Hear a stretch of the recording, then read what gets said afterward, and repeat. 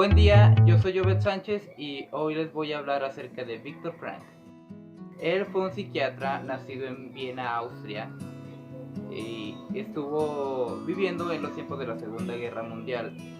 Él era judío, así que en estos tiempos de la Segunda Guerra Mundial fue de las personas llevadas a los campos de concentración en Auschwitz.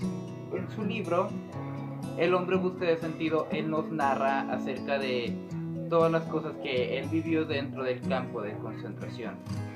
Hay unos conceptos que quisiera hablarles hoy acerca de Viktor Frankl. Los primeros son las 3 capas del ser humano. El ser humano se divide en 3, según Viktor Frankl. La primera es la capa somática. Nos habla de las necesidades físicas del ser humano que necesitan ser cubiertas. Tales como son los deseos, las necesidades fisiológicas, los impulsos, vaya. La segunda capa es la capa psíquica, nos habla de todos los aspectos que están en la personalidad del ser humano, como las emociones, la autoestima, todo aquello referente a su mente. La tercera capa es la capa espiritual o existencial. Esta nos habla acerca de los logros de una persona, de cómo va forjando su sentido de vida. Es muy importante, ya que, como lo dice el libro, la búsqueda de sentido es algo central que vamos a estar viendo a lo largo de la teoría de Viktor Frankl.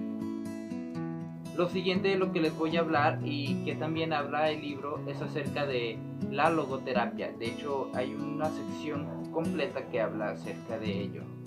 Logoterapia, volviendo a la etimología, viene de 2 palabras que son logos y terapia.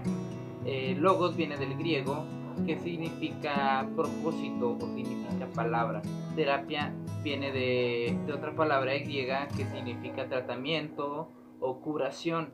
Entonces, si lo juntamos, estas 2 palabras, significa que hay un tratamiento para curar el alma, para que el hombre encuentre un significado. El siguiente aspecto que debemos tratar en la teoría de Viktor Frankl es la lucha existencial.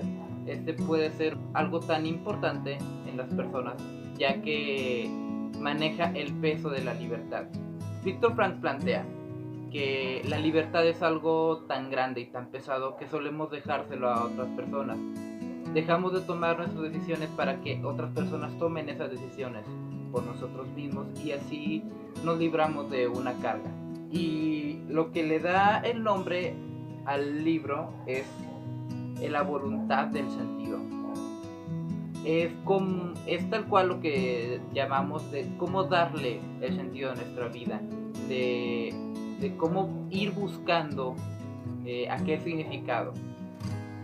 Difiere de Nietzsche, ¿cierto? Porque Nietzsche decía que el sentido de vivir estaba en el poder, que estaba en esa voluntad del sentido. Y Frank no, él manifiesta que el sentido de la vida es algo más encaminado hacia la libertad, como vimos antes del peso de la libertad. Y algo de lo que quisiera hablar es del sentido de la vida. El sentido se refiere a cómo vives el día a día, cuál es tu motor, cuál es tu motivo por el cual tú quieres seguir vivo. En específico, en este libro del hombre en busca de sentido, Viktor Frankl narra de su tiempo pasado en los campos de concentración. Hay un pasaje en el cual me gustó mucho, en el cual narra cómo extrañaba a su esposa, y su esposa fue un motor para que él pudiera seguir luchando por su vida y seguir luchando por su existencia, aún pasando en estas circunstancias de lo peor.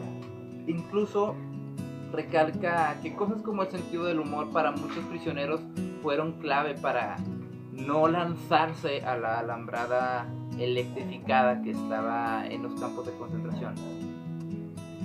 Ahora quisiera enfocarme un poco más en la logoterapia, y hay unas técnicas que están encaminadas en esta misma.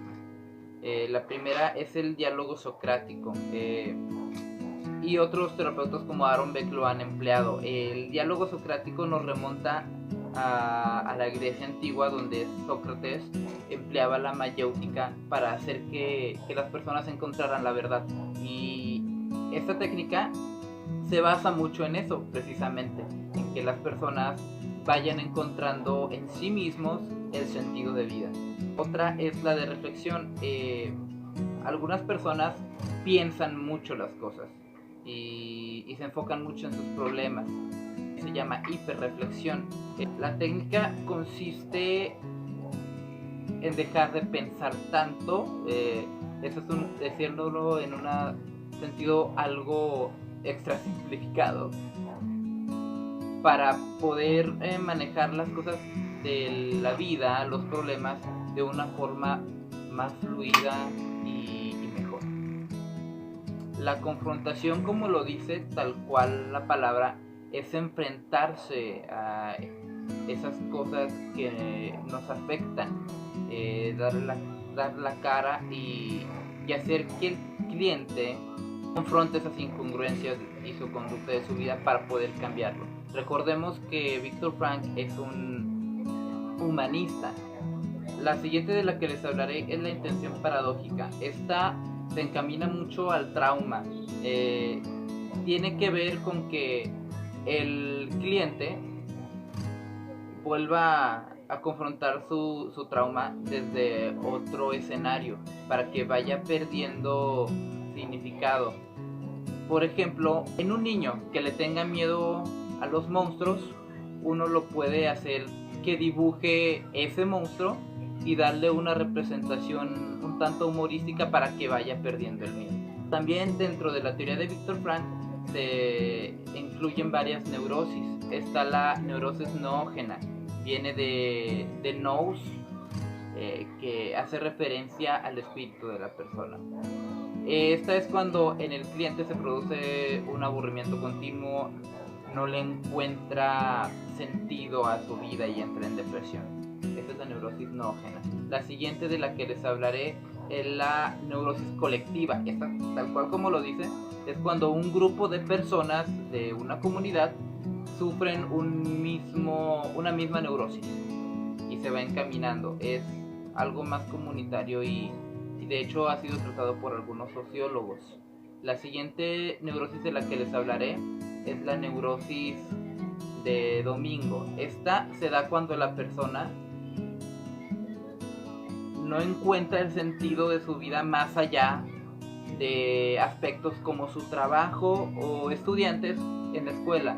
Entonces llega el domingo, llegan las vacaciones y esta persona, en pocas palabras, les da el bajón y no le encuentran el sentido a sus vidas, a menos de que estén trabajando, a menos de que estén en la escuela. Y para muchas personas esto es un problema y se tiene que confrontar, ya que la persona debe encontrar el significado más allá de solo estar trabajando o de solo estar estudiando. Y la siguiente es la neurosis somatogenética y la neurosis psicosomática. Aquí se involucran temas más biológicos y fisiológicos. Un síntoma físico puede desencadenar en una persona un síntoma psicológico, o viceversa, en donde un síntoma psicológico puede desencadenar en una persona un síntoma físico. Ya por último quisiera terminar con esta frase de Viktor Frankl: desesperanza es sufrimiento sin propósito. Es importante, ya que tenemos que saber que aún en el sufrimiento puede haber un propósito. No porque la estés pasando mal significa que tu vida va a estar mal. Hay que encontrarle el sentido a la vida.